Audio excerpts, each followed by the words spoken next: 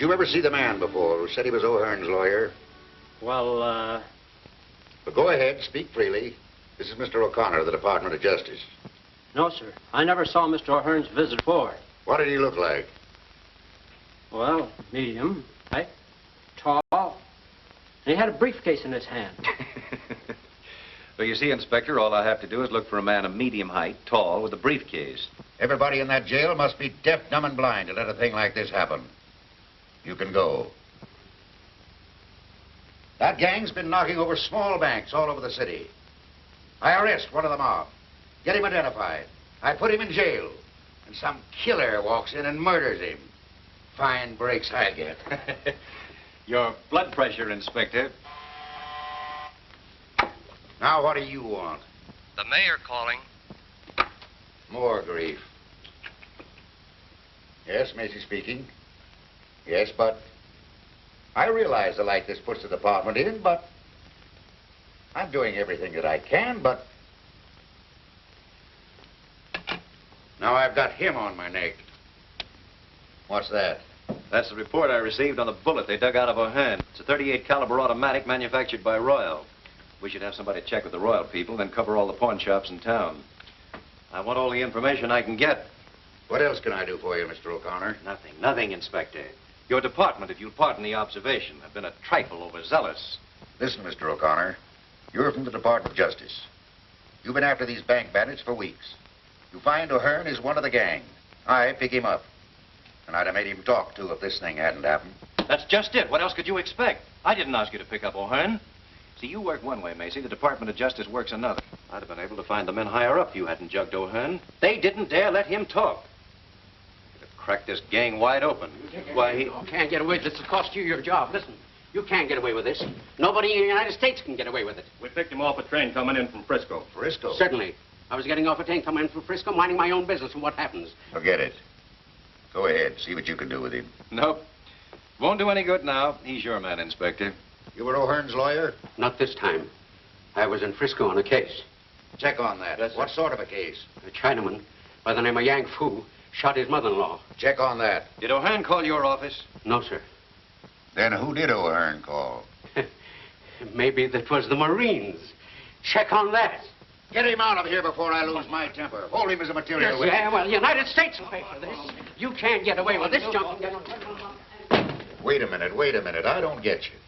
You wanted that lawyer picked up? Certainly, before you grabbed O'Hearn. Now that O'Hearn's dead, I can't do any good with his lawyer. All right. Where do we go from here? Well, that, Inspector Macy, is for me to find out. So long.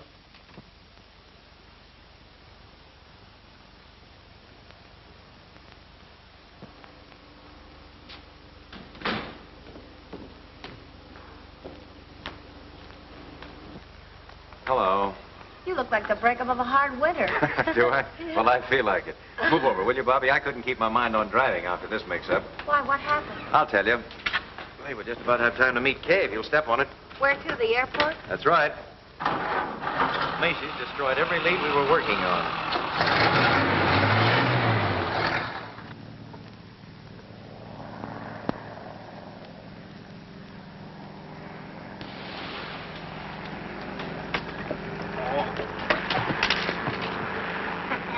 Landing. Hey, you better get them brakes fixed. You stopped too short. Put it on the cuff. Big lug.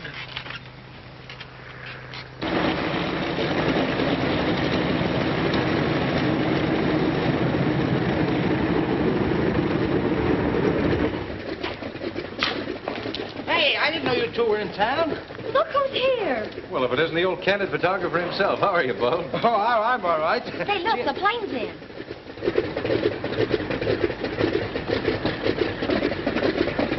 Some of the fellas down at the office told me the Mogul of India was coming in. Thought I'd get a picture of him. That's me. Always on the spot. Hello? There he is.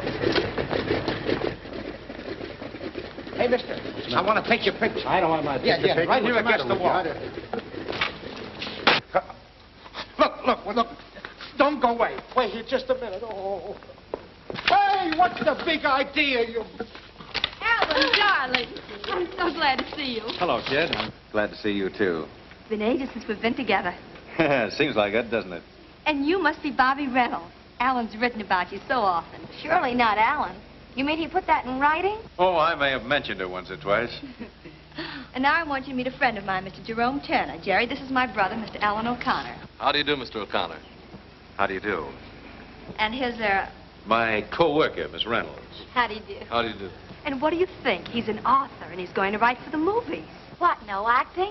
Well, not yet, but you never can tell. He was awfully nice to me on the trip. I've asked Miss O'Connor to have dinner with me tonight. I thought possibly Couldn't that... we all have dinner together, Alan? Just a sort of celebration in honor of our all being together or something. I guess we could. What do you say, Bobbie? Anytime you mention the word eat, I'm interested. Right. Well, that's fine. I don't care what you say. I don't want my picture taken. I don't want my picture taken. It'll only take a second. I'll have it set up here in a minute. I tell you, I'm not from India. I came from Jersey City where I got a fish market. I tell you, the despot. Hey, up there! Help! Help! What's the matter, Bob? Having some trouble? Oh, that man. He says he's not the mogul. Who is he? Isn't he cute? Don't you call him cute. I saw him first. This is Bulb, the candid photographer, and this is Kay O'Connor, Alan's sister. Pleased to meet you. Oh, my poor Bob, the world's greatest ladies' man.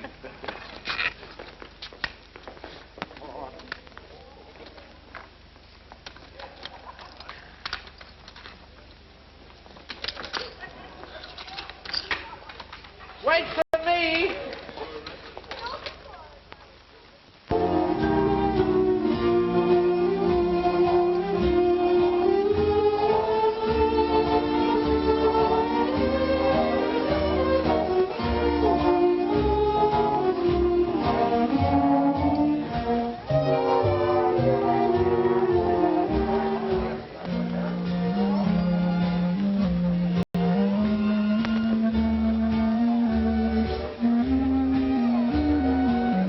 Like it?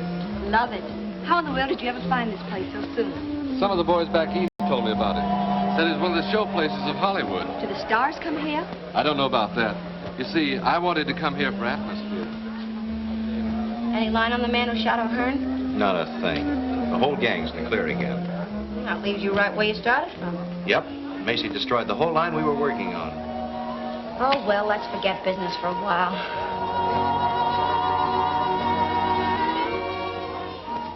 They make a cute couple, don't they? That sister of mine is a sweet kid, isn't she? She certainly is. It must be terribly thrilling to be a writer and get to go to all sorts of places after things to write about. Yes, I have been in a few tight places. Tell me about them. Some other time. You see, right now, I don't want to do anything but talk about you.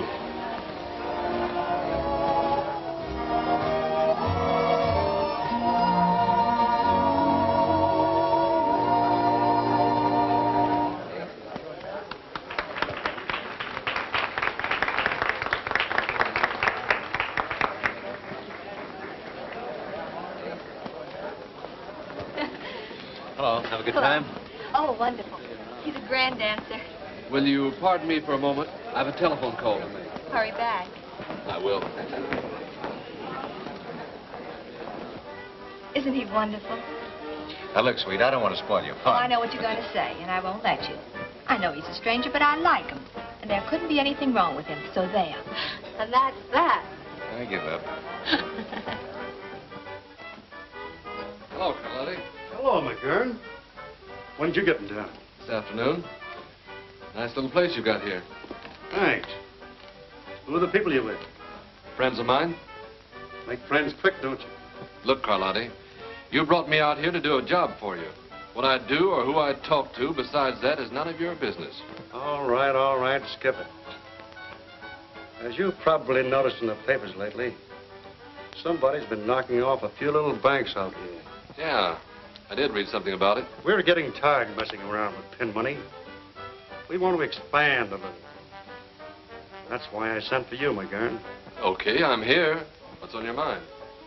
Have you ever been in Lone City, Nevada? No, it's a small burg up in the desert, isn't it? Yeah. It's a small burg, all right, but it's all set for a big take. There's a WPA camp up there. Been working on the Grand Tunnel. I had one of the boys up there getting the layout. There's a $40,000 payroll coming in there July the 10th. What are you going to do about it? The only place they can keep that money overnight is in the post office. Yeah, they got a jail, a post office, and a store all hooked onto one building. Well? I say, listen.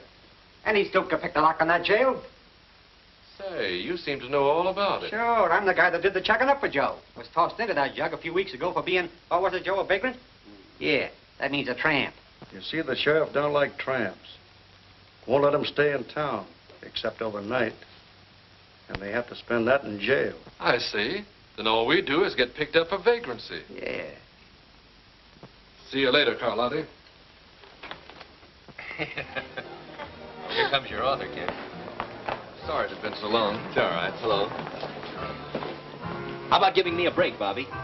Some people are always looking for trouble. Well, I can handle it. Come on. I wonder.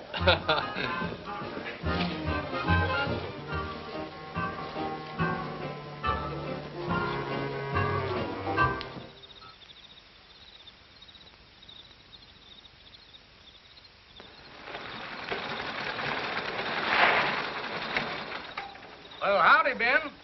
Got us all bottled up for the night? Sure. Can't nobody get in or out without being stopped. Well, good.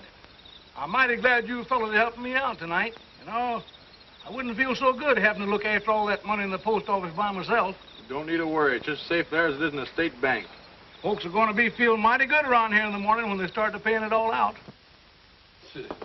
Boy, this ought to be a cinch. I told you so.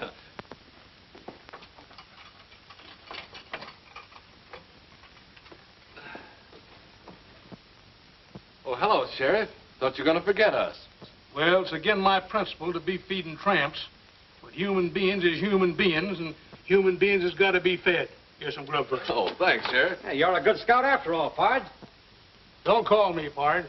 I ain't no partner to any dead-burned vagrants. Go on, eat that grub, and I'll be seeing the two of you in the morning. Okay, Sheriff. Pleasant dreams, Pard.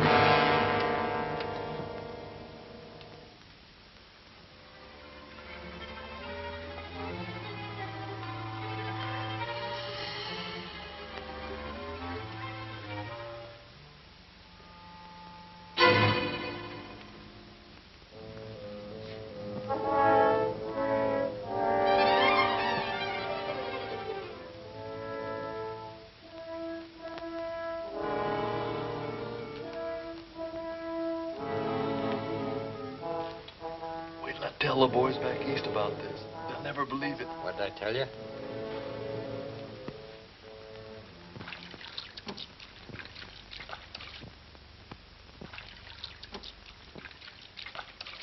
Well, huh? It's the first time in my whole life that I've ever seen two tramps take the trouble to wash themselves. Good morning, Sheriff. Good morning, Pard. Here's your breakfast, and I told you not to call me Pard, didn't I? Oh, thanks for the grub, Sheriff. Well, I guess I got to be letting you two tramps out this morning. How'd you sleep last night? Oh, swell. Fine, fine. Huh? That's funny. You're the first ones ever did. You know, I've been wanting to change these mattresses here for the last 2 years. Must be awful hard and lumpy, ain't they? Oh, no, they're all right, Sheriff. Oh, yes, they are, too. Oh, no. Just look at them there bumps. How is yours? Oh, perfectly okay, Sheriff. Perfectly okay. Yeah, but it's the same way. It lumps all over it. You know, I'm going to change them mattresses right away. Every man's entitled to a good night's sleep. Oh, Sheriff, those mattresses are all right. Really, they are. If we could sleep on them, anybody could. By the way, when are you going to let us out of here? Well, you're free now, young fella. But just go on and eat your breakfast. Oh, thanks, Sheriff.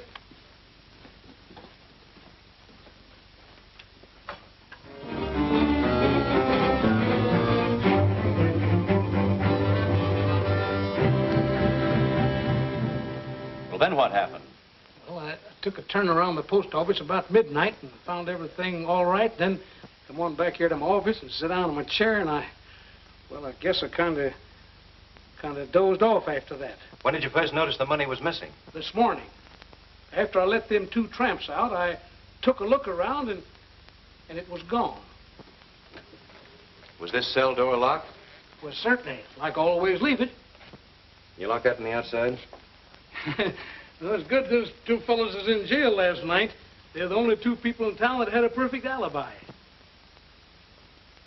Exactly so, Sheriff. They had a perfect alibi. You notice these scratches around here? Why, a child could have picked this lock. Watch, and I'll show you how they did it. There. Well, I'll swan. You see, Sheriff, it was a simple matter for them to pick their way out of here, get the money in the post office, come back in the cell, and lock themselves in again. And as you say, they had a perfect alibi. They were safe in jail all night. But how was I to know that? I remember asking them how they slept last night and going over to feel their mattresses. I thought they'd look kind of hard and bumpy in places. Of course, that couldn't have been the missing money. Say, maybe it could at that. Well, what happened to them after that? Well, I drove them out to the edge of town because they couldn't get by the guards. And I give each one of them $1 apiece and told them to beat it and never to come back here again. Don't worry, they won't. You get any trace of them after that, officer? No, sir. They just seem to disappear into thin air. All right, all right. Well, let me know in Los Angeles if anything new turns up. I will.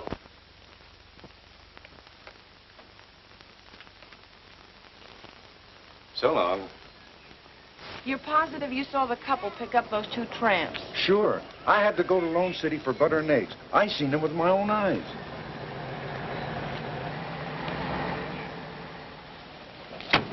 Thanks, Mac, that's all. Hello, kid. You find anything? I think so. A man and woman who rented a cabin here last night picked up a couple of hobos this morning coming from the direction of Lone City. Those hobos couldn't have robbed the payroll. They didn't even look like they had car fare home. Notice their license number? Didn't have to. I always keep a record in my book. May we see it? Sure thing. Which cabin they take? That one over there. Mind if I take a look around? No, I ain't cleaned it up yet if you're thinking of renting it. Maybe some other day. There it is. Big as life. Oh, fine. Wait a minute now till I copy that down. Mr. and Mrs. Charles Endicott, Los Angeles, California. 7W7816. Get all the information? Yes, everything. Thanks very much for your help. We may drop around again someday. Our rates are cheap. $2 a night. Clean sheets every day. Thanks, I'll remember that. Come on, Bobbie. Goodbye. Thank you very much. Goodbye. Bye. I got a pretty full description. See, I found something interesting myself. Look at that. Club call. Why, that's the place we were at the other night. You're a smart girl. Quiet, G-man. Karlotti? Sure, I know the place. But did it ever occur to you that several thousand people go in and out of that club? That's right, Inspector. But does it seem logical that people frequenting expensive night spots and driving a big car would stay overnight in a cheap auto camp and pick up tramps along the way? You're asking me? I don't know. Well, it's a lead, that's all. Oh, what about their license number? We'll have a check made on that in no time. Anything else, Mr. O'Connor? Yes, one thing more. The bills used in that Lone City payroll were new and came from the Federal Reserve right here in Los Angeles. I've issued a general order to broadcast the serial numbers. Good. Then all we'll have to do is wait till one of them shows up. I sure hope it's the same mob that I'm after. I'd like to get my hands on them. You might. You don't work too fast.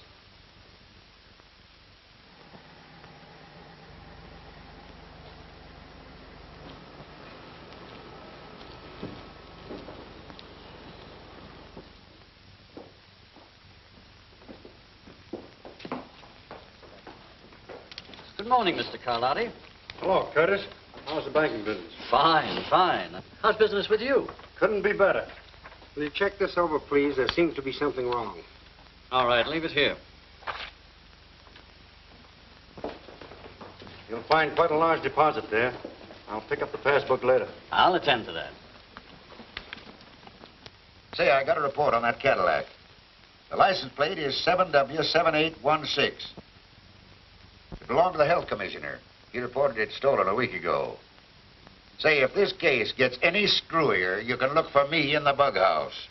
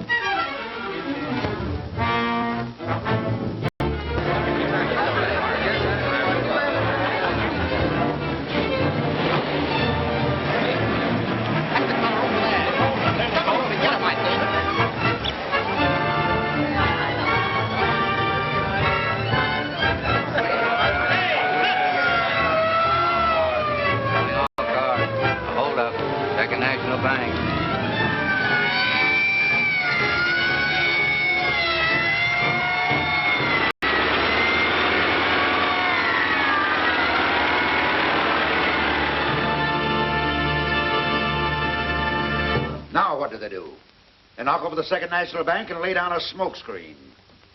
Oh, if I could just get... I'll take it. Hello, Inspector Macy's office. Fine, I'll be right out. Now what? They've got the Cadillac.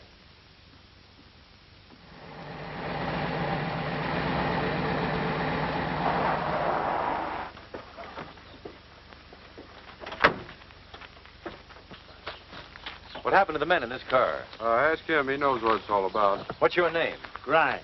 What do you know about this car? How many times do I have to tell everybody? I'll write it down next. You'll cut out the wisecracks. Wait a minute, Tracy. I'll take care of this. Now, do you mind telling me what happened? Well, I own that farm over there.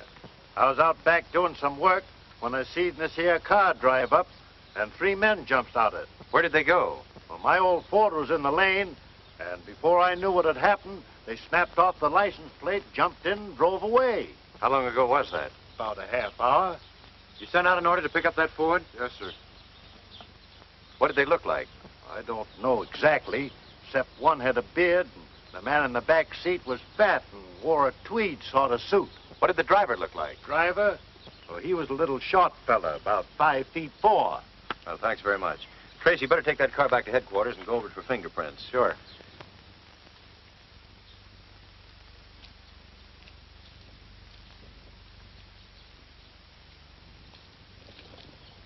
No prints at all? No. We've been all over it, and there ain't a fingerprint on it.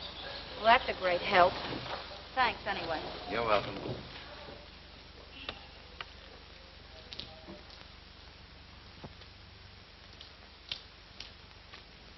Hello, G-woman. You going somewhere?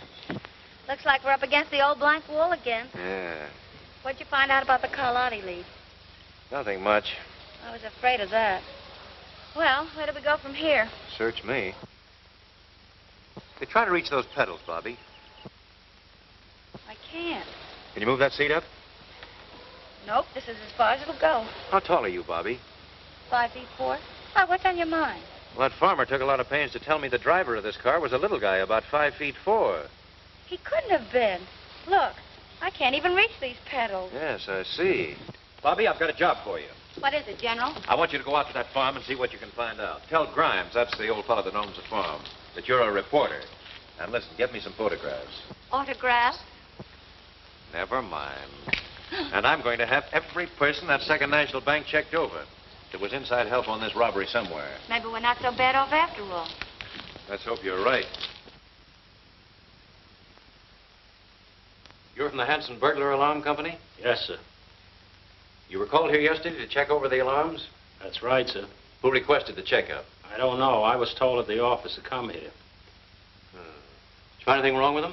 The alarms were in perfect condition. Nothing wrong with them. All right. You mind waiting a few minutes? Yes, sir.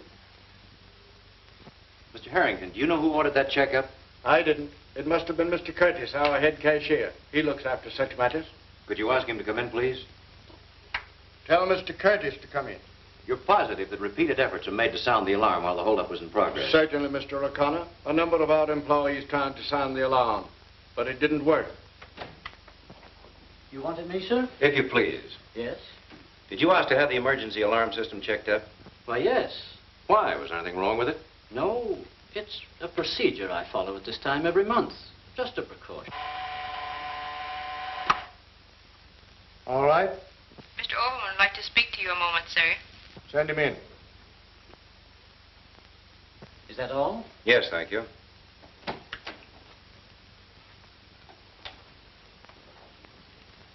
This is Mr. O'Connor of the Department of Justice. Mr. Overman, our head bookkeeper. How do you do? Mr. Overman, my investigation here, I've run across something that seems rather funny. What do you mean?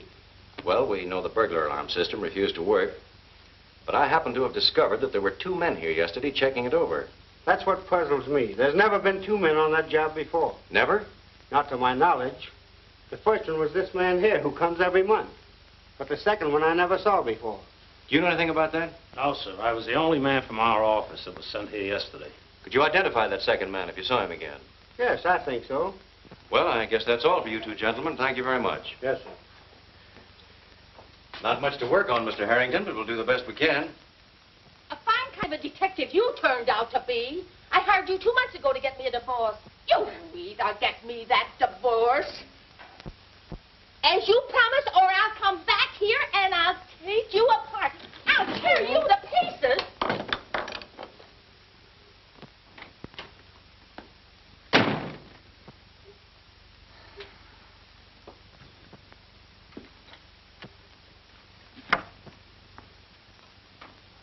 Bob.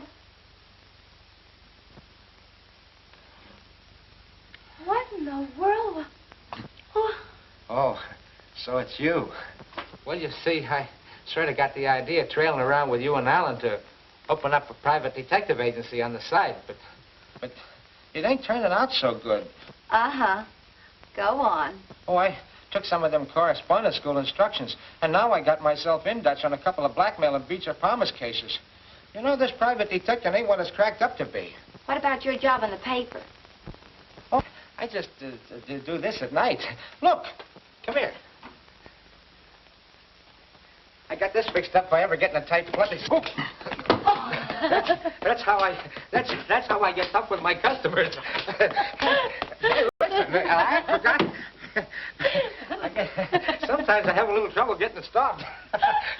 Looks like you're trying to make it tough for yourself. My mistake. Oh. I forgot. That's my trick rug. I get it. You're starting to be a half-wit. Isn't that a dandy? That won't hurt you. Get me out of this thing. Oh, the nutty ideas. My mistake. You're not studying to be a half-wit. You've got a diploma. Oh, good. Skip it. How would you like a real job detecting? What'll I do? Just get your camera and come with me out to an old farm. What's there? Bees and spiders. You like them. Oh, boy. Oh. Hurry up. O'Connor? Well, I've got something. Yeah. Right in the bag. Come over to the office tonight, and we'll have this case broken higher than a kite. Yeah, about 9 o'clock. So long.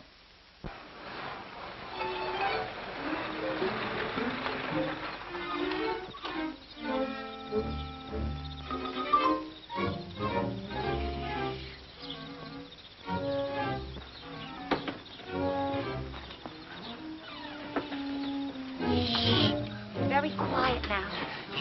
Here. You take this. And I'll take the bag. Oh. I told you to be quiet. Don't sit there. You look like you swallowed a gold. Come on. What are we going to do now? Come on.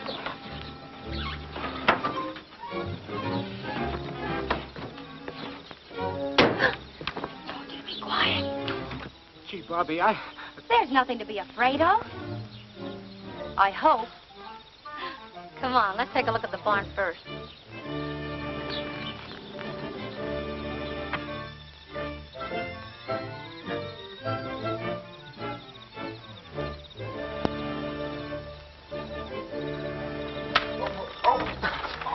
Get off the stilts and try walking on the ground, will you?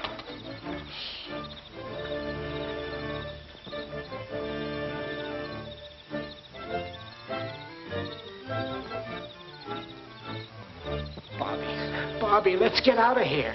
Be quiet. But I'm scared.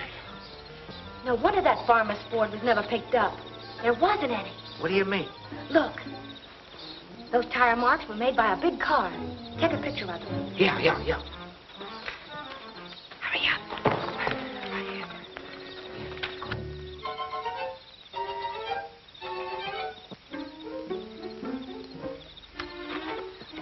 Bobbie, let's get out of here. I'm not myself tonight. Yeah, I've noticed the improvement. There's just one more place I want to look at. Where? The house, Rembrandt. Come on. Oh, now I know I'm sick.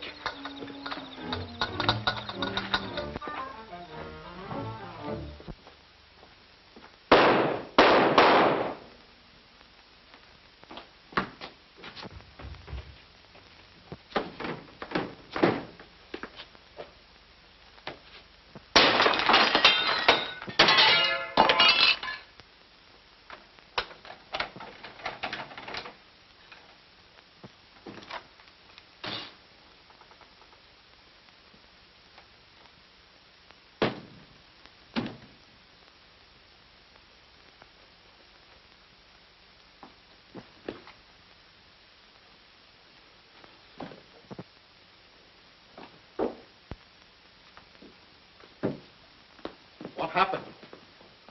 Call a doctor. Get the fingerprint men and the photographers. Yes, sir.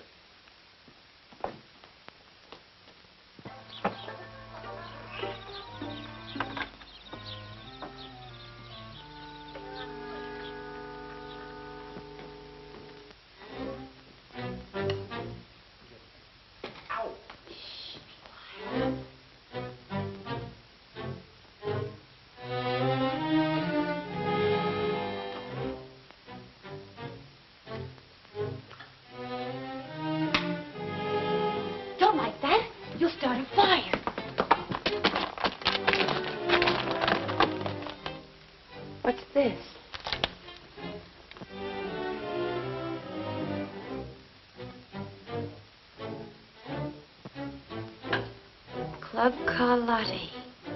Say, when a thing like this happens once, it's a chance. When it happens twice, it's a certainty. Come on, let's get out of here.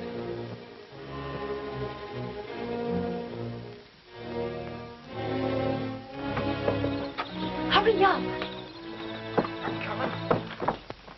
Well, Doctor? Killed instantly.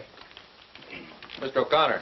Yes? Found these clipped together in his pocket. Suppose they mean anything?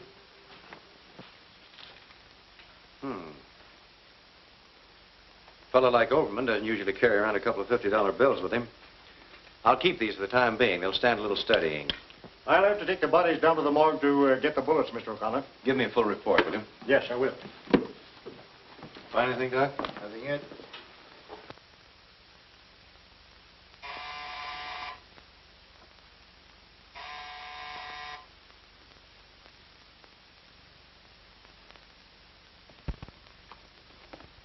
Oh, hello, Bobbie. Come in. May I sit down? Sure, make yourself at home, kid. I just heard about Macy. I'm so sorry. Yes, they got Overman, too. They'll certainly stop at nothing. Macy must have had them dead to rights. That's why they had to get him out of the way. It's the only way I can figure it. You mean to say they come right in there and... That's right, Bulb. You're not safe anywhere these days. Well, I'm going to be safe. I'm going home. Well, don't forget to close the door. What did you find out? That farmer's name should have been Baron Munchausen. Why? Because the yarn he gave you was a phony. What do you mean? We found the tread marks of a big car in the barn. You'll never pick up that Ford because he didn't own one. And the rest of his story was just as reliable. Looks like it. You know, he must have left right after you because by the time we got there, the place was deserted. Did you find anything in the house? Plenty. Take a look at this. Karlotti's again. That's the second time we've gotten a lead to that place. Karlotti's. That's our spot. Where'd those 50s come from? Oh, found them on Overman, the bank clerk. I was just checking your numbers here when you came in. Anything wrong with them? Not much. Only the serial numbers are exactly the same. Can there be two bills with the same numbers? Not a chance in the world. Look, L196-78400. L196-78400. Notice anything queer? Why, no, not at first sight. Oh, here, look more closely. These numbers are among those listed here in the Lone City bills. Only the serial letters are different. Why, they must have been changed. Sure. This B could have been changed from an L, and this Q at the end of the letter must have been changed from an O. A neat bit of embroidery, I'd say. It's one of the most masterly jobs of counterfeit engraving I've ever run across. Then Overman must have found them and was going to show them to Macy. Certainly. If Overman had them, and they came from the Second National Bank. Say, maybe they'll be after you now that you've got those two bills. Yeah, maybe they will. And that gives me an idea. But what about Karlotti's? Where does that fit in? That, young lady, is what we're going to find out. And that's your problem. Now, listen to me. I could give you a dozen other reasons, Mr. Karlotti, why you need a publicity agent. But I don't need a publicity agent. Look, I've been in the newspaper game for years. I know all the ins and outs from A to Z. You may not realize it, but you're an important man in this town. Think so? Sure. But the public want to know more about you, about your club. This is the age of publicity. And what are you doing about it? Well, Nothing. You've got a measly little sign outside. Now, if you'll only give me the chance, I promise that every time anyone picks up a newspaper, you'll have a new friend and a new customer. What made you quit the newspaper racket? Oh, I'm so sick and tired of it. Either you're on your feet or behind a typewriter 24 hours of the day. And for what? Naturally, I want nice things just as well as any other girl. Oh, I see. And you expect to get these nice things by handling my publicity? I know it. If you'll only give me the chance, and if after 2 weeks you don't like me, well, you just don't like me, that's all. Suppose I think it over and let you know. Thanks, Mr. Karlotti. I won't move 2 feet away from my apartment until I hear from you. You'll hear from me. Fine. Au revoir. Bye. Hey, we don't want that gal hanging around here, Joe. Shut up. Let me have the city desk, please. Since when are you telling me what to do? Hello, Morrell. This is Joe Karlotti talking. See, there was a girl just in here looking for a publicity job. Bobbie Reynolds. Said she'd been working for you. Been working for me about 8 months. Smart girl, all right. Okay, Morrell, thanks. The trouble with you, Duke, is you take life too seriously. She'll be using that back office, so have it cleaned up. Well, you're the doctor. Well, what do you think? Obviously, one of those bills has been altered. But it's the cleverest job I've ever seen. You sent for me, sir? Yes. Overman had these 2 bills in his pocket when he was killed. We think they came from this bank. Can you throw any light on the matter? Why, these 2 bills have the same serial numbers. Yes, we know that. But can you give us any idea how Overman got them? No, he said nothing to me about it. Well, I guess that's all. Thank you, Mr. Curtis. You see, it was just an accident, Mr. Harrington, that whoever altered this bill just happened to hit upon the identical letters and numbers of another bill. I don't suppose there's any way to check up on who deposited these. I'm afraid not. Well, that's that. Just the same, I have a hunch these 2 bills are going to break this case. Well, let's hope so. Good day. Jerry, it's the grandest show of the year.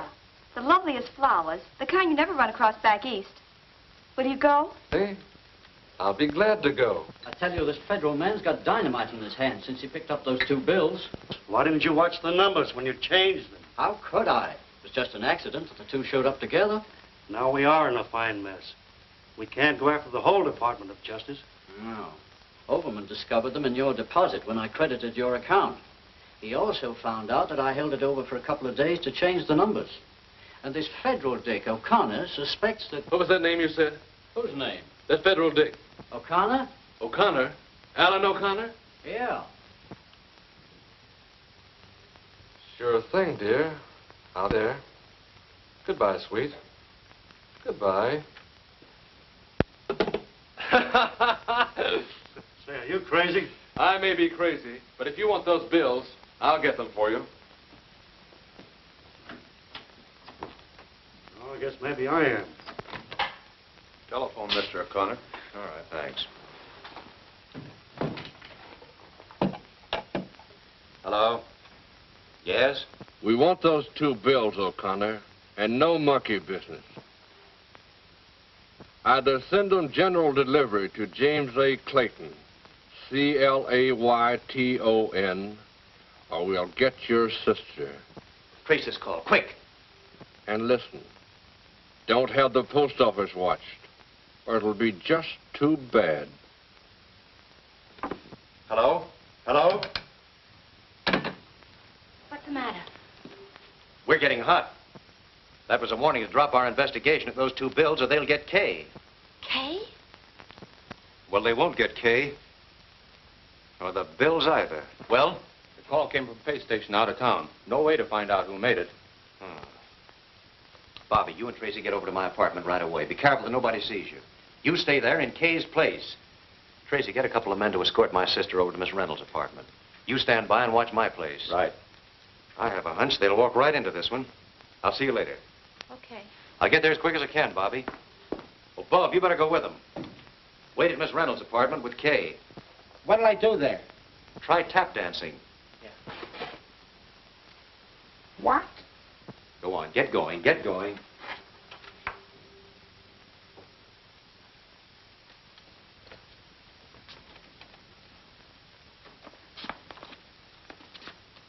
Look here, Kay.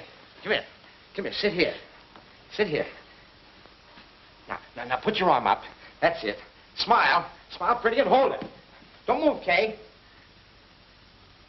Oh, boy, that looks better than Whistler's sister or mother or whatever it was. Now, don't move. Show your personality. Your teeth. Oh, beautiful, magnanimous. Oh, that's gorgeous. Beautiful. Now, hold it and I'll count 3. 1, 2, 3. Oh, Kay, what do you think we'll make? Well, I have to answer the phone. Hello? Oh, hello, Alan. Hello, Kay. How's everything? Are you afraid? Well, don't worry, because nobody knows you're over there. Oh, I'm not afraid, Alan. I'm having the time of my life with Bob. He's so cute. It's you and Bobbie I'm worried about, though. You're taking all the chances. Well, never mind about us. You stay right there in Bobbie Reynolds' apartment till I come and get you, understand?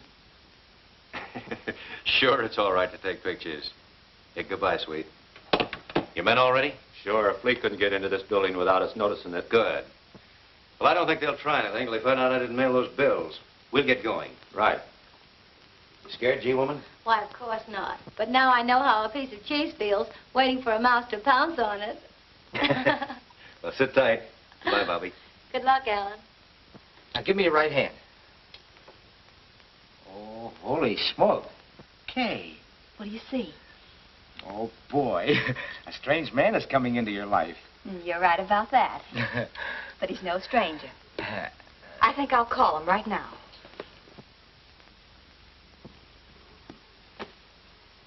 Get me Gladstone, 7161.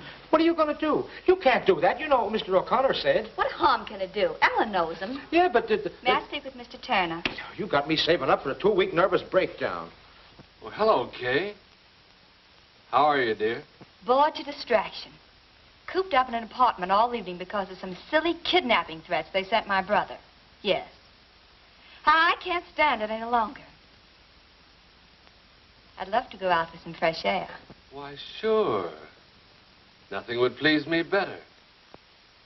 I'll be right over and take you for a little ride.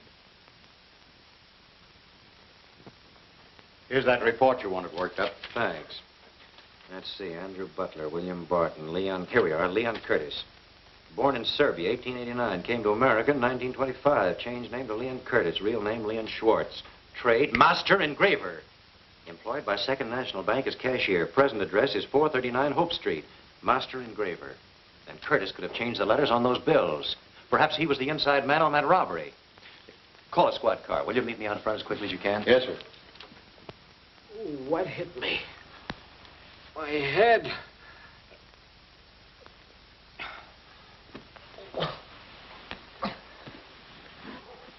Oh, boy. Boy. Give me some aspirin. Give me an outside line.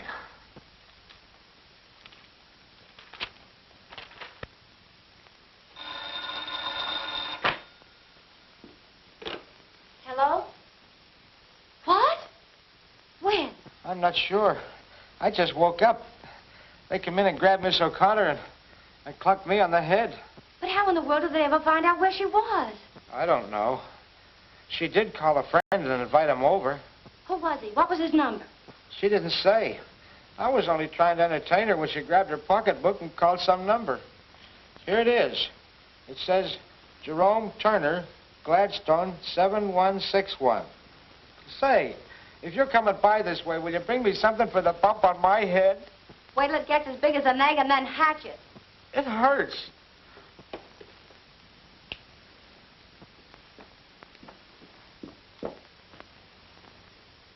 This guy McGurn operates too fast to suit me. I told him to lay off that girl, but it's too late now. Now, maybe we better lay him out of town. Pipe down. When I want your ideas, I'll ask for them. See who it is.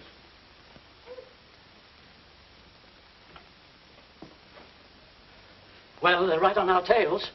All right, slow down and take it easy. Now, what's it all about? Well, I just got in my place and I heard men coming down the hall. The house manager was with them, and I heard him say, this is the place. Well, keep your shirt on. They haven't caught up with you yet. Barney, fix him something to steady his nerves. All right, go on. There isn't much more to tell. I climbed out the window, up the fire escape to the roof, and jumped across to another building, and I didn't stop going till, well, here I am. That was a very smart stunt. If they'd followed you here, we'd all be in a jam. The best thing we can do is to get out of here as quick as possible. Barney, pull my car around to the side entrance. I'll meet you both there later. You two go out this way.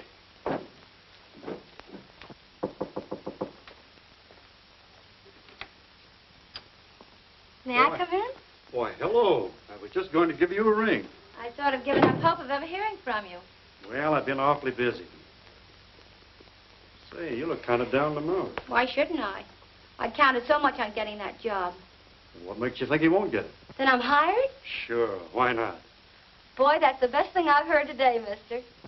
By the way, have you ever been to Vancouver? No. How would you like to go there with me? You know, just for a starter. I don't get it. Well, I'm leaving tonight to pick up a dance team and an orchestra, and I thought, you know, maybe you might like to go along. Boy, I'd love it. Would you? Well, we're driving up the coast. When do we leave? Right now. But I can't go in these clothes. Why not? You can pick up what you need along the way. All right. But this is a little sudden. Well, we'll only be gone a couple of weeks. Do you mind if I call my mother and let her know that we're going? No, but make it snappy. I have some people waiting.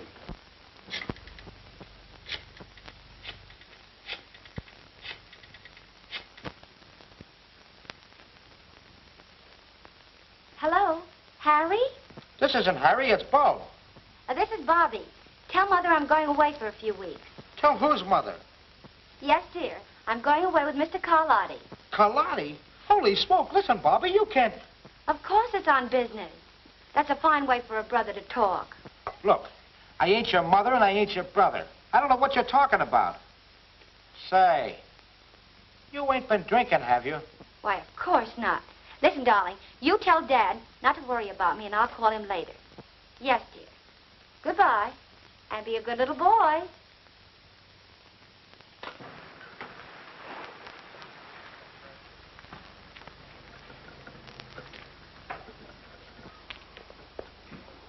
You go ahead and engage a room. I have some business to attend to in the neighborhood, and I'll see you later.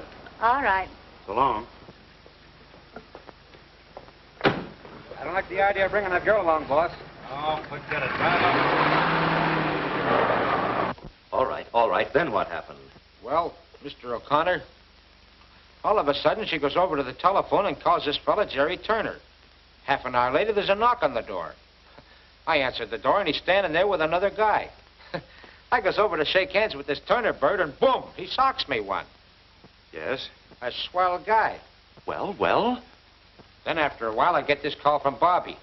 And she's stiffer than a gangplank. You must be out of your mind. Now look, Mr. O'Connor. When anybody mistakes me for their mother, she must be drunk. Listen, Bob, how long do I have to wait before you tell me what happened? But you won't give me a chance. All right, dear Bob. Nice, Bob. Sit down. Now, come on, tell me. Tell me in your own words. Yeah, then Bobbie said to tell my dad that she's going out of town with Mr. Karlotti. Who did you say? Karlotti. Karlotti? I should have known better than to leave you here. I started to give it to him, but he hit me on the back of the head when I wasn't looking. I'll take it. Hello? Yes. Bobbie, where are you? Wyandotte, what are you doing up there? Karlotti dropped me off here, said he'd be back later. He was with 2 men. Good. Wyandotte's on the way up to that farm. It's my hunch that's where they're going. And it's my hunch you'll find Kay at that farmhouse. What do you want me to do? Listen, you stay right where you are. I'll be there within an hour. Karlotti shows up, you keep him there. Right. You stay here. Oh, please, Mr. O'Connor, you can't leave me out now. Stay here. Oh, I'm going along.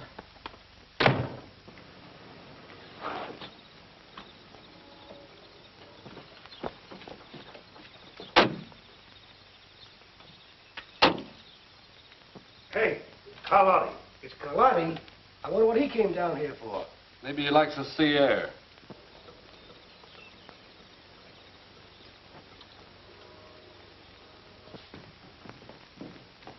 Hiya, boys. Hey, what's up? Plenty. I came after that dough from the bank. And I'm clearing out of town until this thing blows over. Well, how about the O'Connor girl?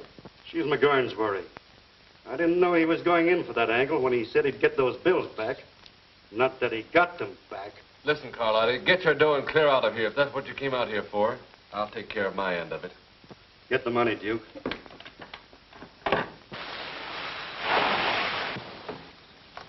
All right, Bob, I'm going on out to the farm. You wait here with Bobbie till I get back. Who, me? Nothing's going to happen to you. Now go on up and hide in the corner. All right, John, we can go.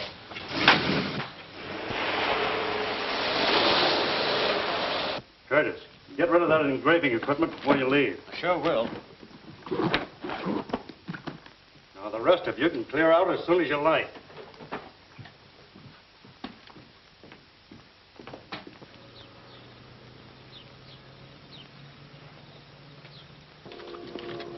Hey, ain't I going with you to Vancouver? No, I got other ideas. I'll meet you there later.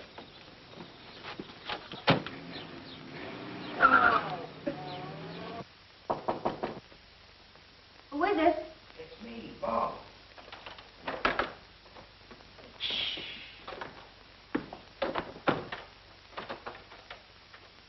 Where'd you come from? Nothing for you to be afraid of. Mr. O'Connor sent me to take care of you. That's a great help. Yes, sir. He went out to the farm. He knew I could handle things. Oh.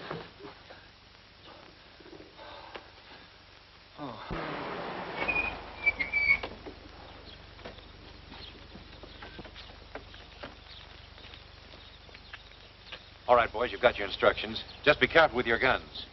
My sister may be in there. See what we can find, Tracy.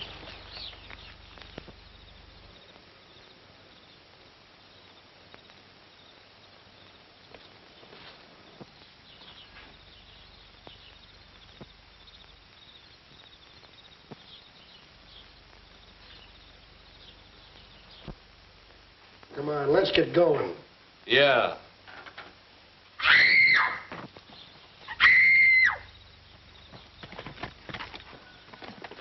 Hey, the cops.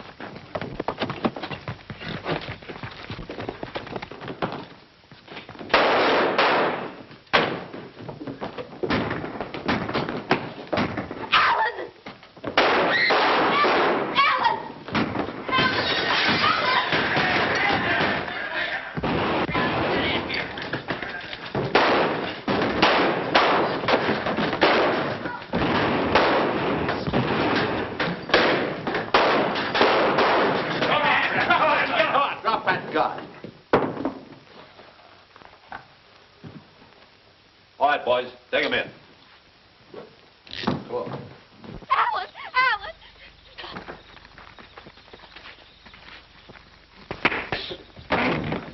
All right, Turner, that'll be all. Alan! Are you all right, Kay? Well, I guess that's it, Mr. O'Connor. Did you get Karlotti with him? No, he isn't here. Well, I think I know where to find him. Take this man down to headquarters. I'll get there as soon as I can. All right. You come with me, Kay. I remember the time when I was really up against it. It was during the World War. Tanks in front of me, machine gun nests on the left, enemy on the right. But I wasn't afraid. No, neither was the enemy. No, sir. Do you know what happened to me? Yeah, you got killed. Yeah, I got killed. I wonder what's keeping Alan. I hope he didn't get into trouble with that Karlotti bunch. Did I ever tell you about the time when I shot...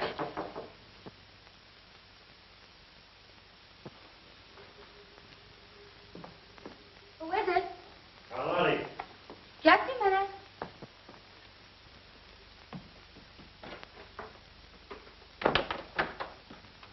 Hello. Hello. Tired waiting? No, not at all. I expected to find you asleep. I guess I was too excited about the trip. We'll have a couple of drinks and start it off right. Well. I'll get some glasses. Oh, no, don't bother. I'll get them. But, Perfectly all right, I'll get them.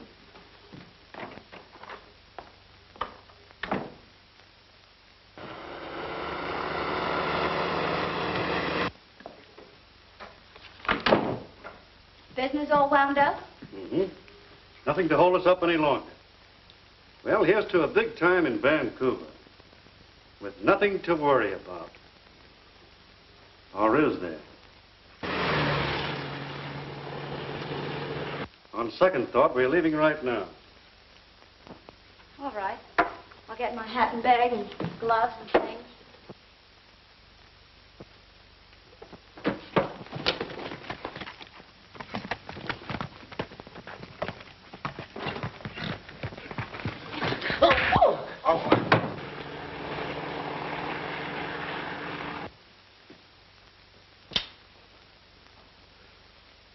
So you're the smart little girl that wanted to be my publicity agent, huh? You won't get out of this, Karlotti. Too bad you'll never get the chance to turn me in. You haven't got the nerve to shoot. You never made a bigger mistake in your life. This'll be something for the papers, but you'll never write it.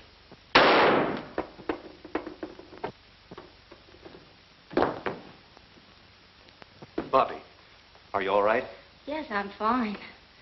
I must say you have the knack for getting places just in time. Well, the next time you go away with a strange man, you get a requisition. Do you hear me? Uh-huh. What hit me? Poor Bob. Are you all right? Twice in the same place. That's not fair. Come on now, let's make a picture. All right, come on, Bobbie. Okay. How's that? Swell. This'll make it exclusive. Come on now, a nice long kiss. A what? You tell her, Alan. I'll show you. Are you all set? All set. Here we go. One. I know, and they have a right to find out, but I don't care if they never find out. What do you think of that? All right, we will find out. Wow, this is a Lulu. Hold him, Yale. Wait till this hits the front page. What's more there, you two? Well, what do you say, Bobbie? Shall we give him a break? Well, I guess we'll have to. Anything to oblige.